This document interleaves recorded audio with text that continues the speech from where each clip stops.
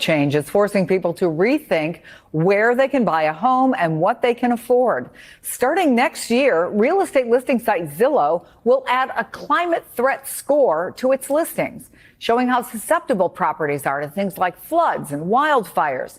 And in Florida, back-to-back storms are putting the already fragile insurance crisis through yet another stress test.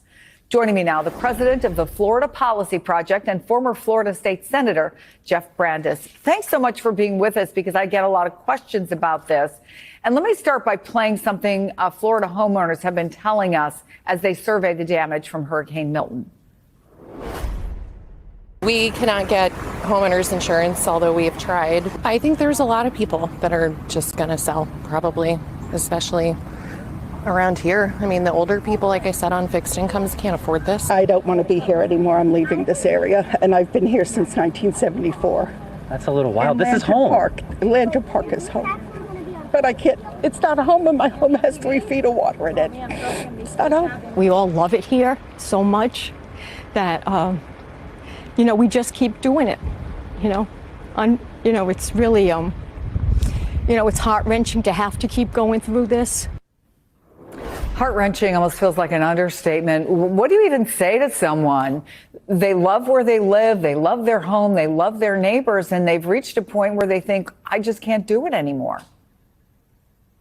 Listen, I think we're at the point in Florida where everybody has a little bit of fatigue from the hurricanes, and in a few months from now, I think things will have passed, and people will have a chance to reflect. But listen, Florida's a gorgeous place to live. We have 750 people that move here every single day, and we're going to get through this. We have always gotten through this. We've had hurricanes in the past. We'll have hurricanes in the future.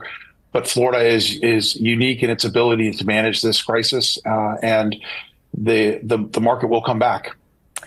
According to the Florida Climate Center, only 3 hurricanes made landfall in Florida between 2010 and 2020. But in the last 4 years, there have been 7, including Helene and Milton. I mean, so how do you fix? Let's just start with the insurance market, right? Some people say they're being priced out.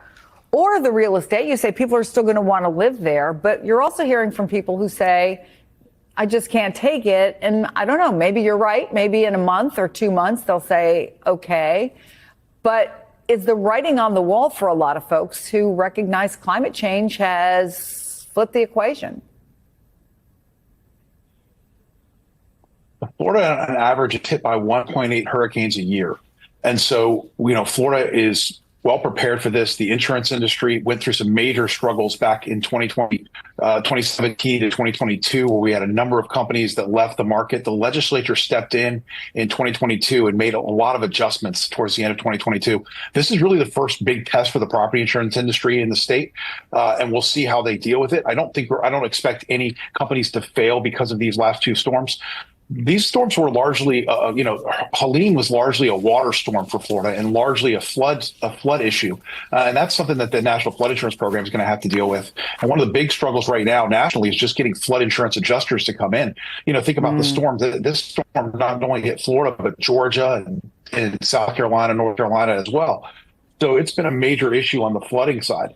On the property insurance side, I think this will be about a $35 to $40 billion event. I think it'll be it'll take a substantial hit for the property insurance companies, but this is not something that they were unprepared for. Had this storm come 20 miles north, I think it would be a different story. This would have been a much bigger challenge for the state had we had it hit Tampa Bay instead of the Sarasota area, more so in storm surge than anything else. But Florida will get through this. We are well prepared for this and future storms. Jeff Brandes, thanks so much for taking the time. We appreciate it.